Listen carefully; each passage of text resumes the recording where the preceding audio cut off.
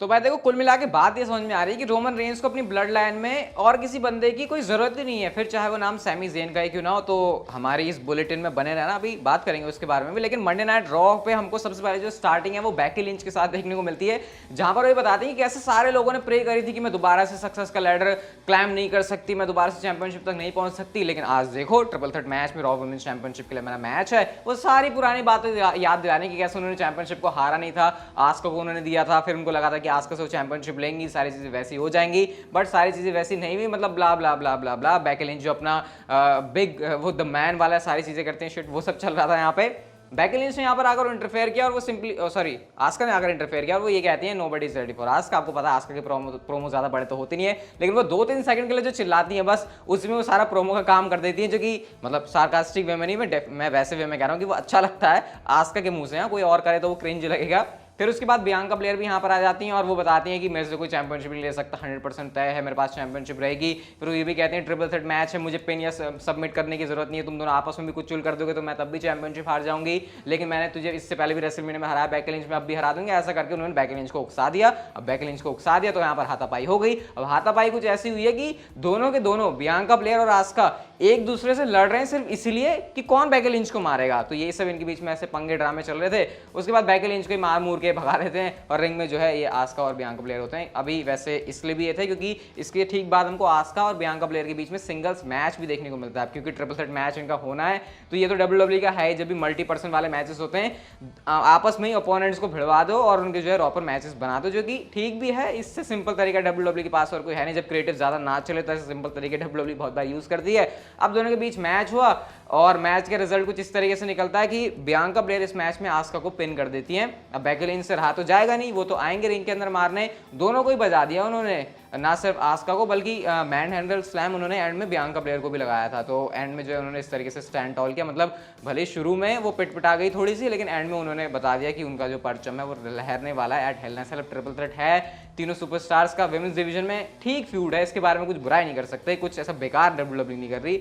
जैसी गाड़ी चल रही है सही चल रही है। अब देखते हैं कि आप बियांका ब्लेयर चैंपियनशिप को रिटेन कर पाती हैं at Hell in a Cell. इसके बाद हमको Mysterios and Ezekiel versus Kevin Owens and Alpha Academy का 6 मैन टैग टीम मैच देखने को मिलता है। केविन ओवेंस तो भैया इतने परेशान हैं इज़ीकियल से, अलायस से, जितना कि कोई वो बंदा भी परेशान नहीं होता जिसको अरेंज मैरिज करके गलत बंदी भिड़ा दी होती है, ठीक है क्या एग्जाम्पल था, जो भी है, मेरा एग्जाम्पल हमेशा ही घटिया होते हैं। तो यहाँ पर इतने परेशान हो चुके हैं वो कि वो बस चाह रहे हैं कि ये बंदा कोई एक्सेप्ट कर ले। उनकी फ्रस्ट्रेशन साफ नजर आ रही है। फ्रस्ट्रेशन और भी ज्यादा तब बढ़ गई जब उन्होंने अपने बंदे चैट गेबल को सुपर किक मार दी। मारना वो किसी और को चाह रहे थे, मतलब अपने अपोनेंट को चाह रहे थे, बट वो हट गए। इज़ीकियल थे शायद, वो हाँ शायद इज़ीकियल थे।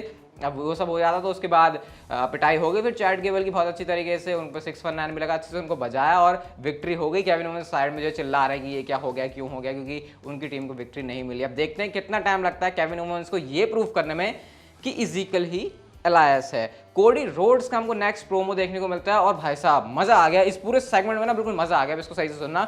कोडी रोड्स आते हैं एक बार, सबसे पहले वो ये कहते हैं कि देखो सेथ रॉलिंस के लिए मेरे दिल में बहुत ज्यादा रिस्पेक्ट है, मैं उसे मानता हूं, उसने बहुत हार्ड वर्क किया, उसने ऐसा किया, उसने वैसा किया है। बट वो यहाँ पर इस बात को भी बोलते हैं कि जब मैं हेल इन अ सेल के अंदर एंटर करूंगा ना, तो मैं ये सारी चीजें साइड में रख के आऊंगा, क्योंकि मुझे सेथ रॉलिंस को फेस करवानी है सीधा हेल। और वो यहाँ पर बेसिकली ये कह रहे होते हैं कि 2 बार तो मैं हरा ही चुका हूँ, तीसरी बार भी मैं हराऊंगा, मैं अपने आप को प्रूव करूंगा कि मैं उससे बढ़िया हूँ, उससे बेटर हूँ। ऐसी सारी वो बातें बोल रहे होते हैं। मतलब काफी लंबा चौड़ा प्रोमो था, मैंने इसको समराइज करके आपको बताया। अब सेथ रॉलिंस आते हैं और सेथ रॉलिंस ने यहाँ पर कुछ अलग ही बातें करी। उन्होंने बहुत तगड़े तगड़े शॉट लिए। एक उन्होंने ये कहा कि तू WWE से गया, तू दूसरी जगह गया, तूने अपने फ्रेंड्स के साथ कुछ करने की कोशिश करी कि तू इसके WWE के अगेंस्ट में आ जाए, ऐसा करके उन्होंने कहा जैसे कि वो रेफरेंस दे रहे हो इंडी शोज का, AEW का। फिर उन्होंने वहां पर उस वाली चीज की बात करी, आपको याद होगा वो एक हैमर लेके थ्रोन को तोड़ा था, जो कि रेफरेंस में था ट्रिपल एच के। तो उस चीज को भी उन्होंने मेंशन किया कि अच्छा ऐसी सारी हरकतें करके अब तो यहाँ आना चाह रहा है। ये बातें कह के उन्होंने जो है बुरी तरीके से कोडी रोड्स को जला दिया और ये भी कहा कि जो अमेरिकन नाइटमेयर है उससे हम लोग उठ जाएंगे जब हेल इन अ सेल में मैं तेरे साथ होऊंगा। मतलब उन्होंने कहा कि जो सपना, जो तेरा नाइटमेयर है ना, ये बुरा सपना, इससे हम सब लोग उठ जाएंगे। उसके बाद कोडी रोड्स कहते हैं क्या बकवास कर रहा है, अगर कुछ दम है तो हेल इन अ सेल का वेट क्यों करे। ये बैरिकेड है यहाँ पर, उसके बाद ये 3 रोप्स हैं, क्योंकि सेथ रॉलिंस एंट्रेंस करके नहीं आए होते, बल्कि वो आए होते हैं क्राउड से, और क्राउड के आसपास जो सारे के सारे लोग होते हैं वो बस ऐसे टच कर रहे थे। मैं भी सोच रहा था यार यहाँ पे, मतलब मैं तो सेथ रॉलिंस से ज़्यादा उन लोगों को देख रहा था जो वहाँ पे खड़े हुए थे जो सेथ रॉलिंस को इतने पास से देख रहे थे। सबने भैया ऐसे कैमरा अपने ऑन कर लिए थे। अब कोडी रोड्स के कहने पे सेथ रॉलिंस आगे तो बढ़ते हैं, बट हील वाले ड्रामे आपको पता ही है सारे सुपरस्टार्स काटते हैं, ये ड्रामे उन्होंने भी काट दिए और रिंग के अंदर उन्होंने एंट्री नहीं की। कोडी रोड्स कहते हैं अच्छा तू एंट्री नहीं करेगा, मैं खुद ही कर लेता हूं। और भाई इसके बाद जो दोनों के बीच में ब्रॉल शुरू हुई है, कोई किसी को मार रहा है, एक बंदा दूसरे को मार रहा है, दूसरा तीसरे को मार रहा है, सिक्योरिटी यहां पर आ गई। सिक्योरिटी में एक बंदा आया जिसको आपने नोटिस किया नहीं किया, लेकिन मैं पहली नजर में नोटिस कर दिया, अरे ये बंदा तो देखा देखा लग रहा है, जो कि कर्टिस एक्सेल है, जो कि आज से कुछ टाइम पहले हमको देखने को मिलते थे मिस्टर राज में। उससे पहले वो पॉल हेमन गाय बन के भी आए थे ट्रिपल एच के अगेंस्ट में, आई थिंक 2013-14 की बात है। तो कर्टिस एक्सेल वहां पर थे और वो बीच बचाव कर रहे हैं, तो कुछ रोल है कर्टिस एक्सेल का भी बैक सिस्टम को पता चल गया है। तो कर्टिस एक्सेल का रिटर्न हो गया मंडे नाइट रॉ के ऊपर, ठीक है। अब कर्टिस एक्सेल आ गए, मतलब कर्टिस एक्सेल की बात कर रहा हूँ, वो तो जमूरे बन के आए थे फिर। अब सेथ रॉलिंस और कोडी रोड्स एक दूसरे को मारने, कोडी रोड्स बैक स्टेज भी चले गए, उसके बाद भी आके अटैक कर रहे हैं। दिस इज ऑसम के चैंट लग रहे हैं, मतलब ये कुछ ऐसी ब्रॉल थी जैसी ब्रॉल हम लोग एक्सपेक्ट करते हैं कि डब्ल्यूडब्ल्यू हमको शोज के ऊपर दिखाए, और वो चीज डब्ल्यूडब्ल्यू ने आज करी। और इससे जो टेंशन है, जो गर्मी है ना, वो और भी ज्यादा बढ़ गई है।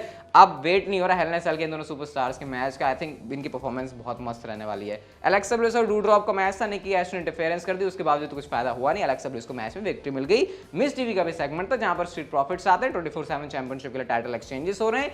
तमीना उसको जीतती है, किस करती है अकीरा टोजावा को, किसके बदले में उन्होंने उनके साथ ही धोखा करते हैं, उनसे ही चैंपियनशिप जीतती। ये सारा बखेड़ा फालतू की चीज चल रही है, जिसके बारे में रॉ के अपने इस वीडियो में कम से कम डिस्कस करूं तो वो आपके लिए भी और मेरी सेहत के लिए भी अच्छा रहेगा। इसके बाद हमको मुस्तफा अली वर्सेस चांपा का मैच देखने को मिलता है। थ्योरी ने यहाँ पर ये कहा कि भाई देख मुस्तफा अली, अगर तू इस मैच को जीतता है ना, तो फ्यूचर में तेरे को यूएस चैंपियनशिप के लिए मैं अपॉर्चुनिटी दूंगा। अब क्या अली इस मैच को जीते? हाँ भाई बिल्कुल जीते, लेकिन कैसे? डिस्क्वालिफिकेशन से, क्योंकि थ्योरी ने जब टॉप रोप के ऊपर चढ़े होते हैं अली, तो उनके ऊपर अटैक कर दिया। अब डिस्क्वालिफिकेशन से मैच जीत गया, तो थ्योरी खुद कह रहा है कि हाँ तो डिस्क्वालिफिकेशन से मैच जीता, कोई बात नहीं, जीत तो जीत है, तो ये मैच में दूंगा। और कब दूंगा?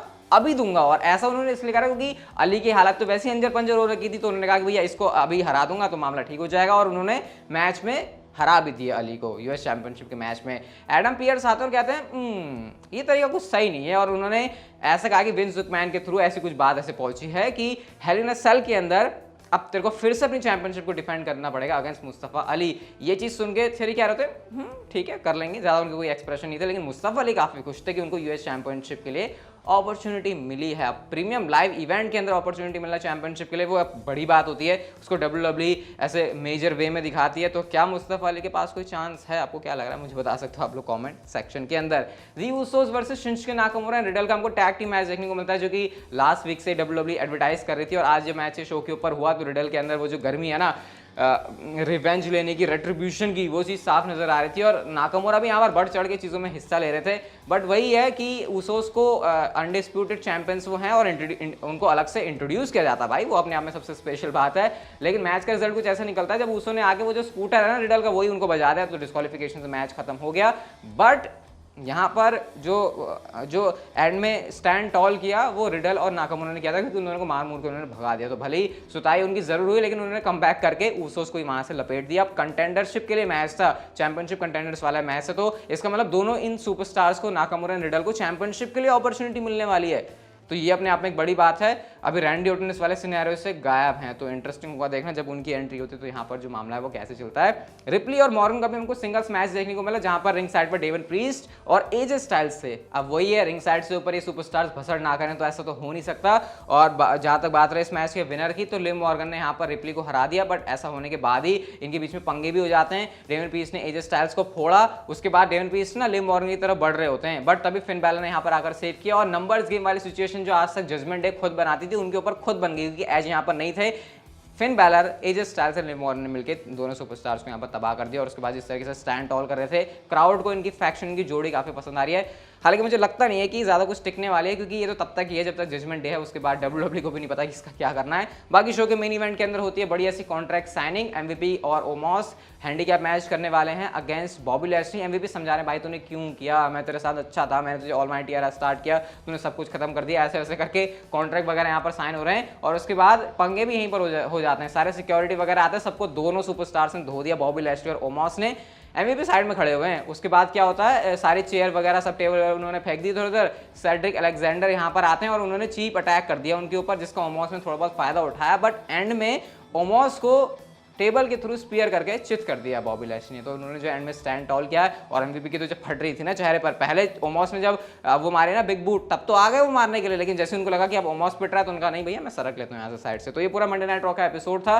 कुछ चीज़ें बहुत अच्छी थी जैसे कोडी रोड्स वाली मेन इवेंट वाली, लेकिन ओवरऑल मैं कह नहीं सकता कि रॉ के एपिसोड में कुछ बहुत ज़्यादा एक्साइट करने वाली चीज़ थी। लेकिन जो मैं आपसे बात कर रहा था वीडियो के स्टार्टिंग में वो है रोमन रेंस और ब्लड लाइन से जुड़ी हुई। तो ये वाला ट्वीट किया पॉल हेमन ने जहाँ पर वो ब्लड लाइन की ये पूरा पिक्चर है, काफ़ी अच्छा बनाया हुआ है, कैरिकेचर तो नहीं कह सकते इसे बट हाँ एक अच्छा सा ग्राफिक बनाया हुआ है। यहाँ पर द ब्लड लाइन के अंदर Jimmy J Uso, Roman Reigns and Paul Heyman है, कार्टून टाइप कैरेक्टर है ये, और यहाँ पर वो एक्नॉलेज द ब्लड लाइन कह रहे हैं। तो इसके ऊपर सैमी ज़ेन कहते हैं कि तुमने लॉकर रूम के लीडर ऊस को तो इंक्लूड किया ही नहीं यहाँ पे, और सैमी ज़ेन किसकी बात कर रहे हैं, अपनी बात कर रहे हैं सैमी ज़ेन। तो इस पर रिप्लाई आता है पॉल हेमन का और उन्होंने कहा कि भैया देखो, to the kind attention of mister Sami Zayn in response to respectful tweet, this cartoon was authorised by your tribal chief Roman Reigns as CMOTB only, यानी कि ये जो पिक्चर है इसके अंदर certified members of the blood line है। मतलब उन्होंने ये कहा था कि तुम अभी तक certified member of blood line नहीं बने हो, ये रोमन रेंस का कहना है। तो इससे तो ये पता लग रहा है कि रोमन रेंस शायद नहीं देखना चाहते सैमी ज़ेन को अपने अंदर। फिर यहाँ पर उन्होंने ये भी लिखा, we thank you for your inquiry and we assure you we appreciate you Sammy. Appreciation मिल रहा है लेकिन ब्लड लाइन के अंदर रोमन रेंस की तरफ से भी एंट्री मिली नहीं है। तो ये बढ़िया चल रही है गाड़ी, देखते हैं सैमी ज़ेन एंड में जाकर इसका क्या करते हैं। लेकिन फिलहाल के लिए वाली वीडियो यहाँ तक की थी, अच्छी लगी तो like share subscribe notification bell को ऑन कर दो यार, and see you guys in my next video.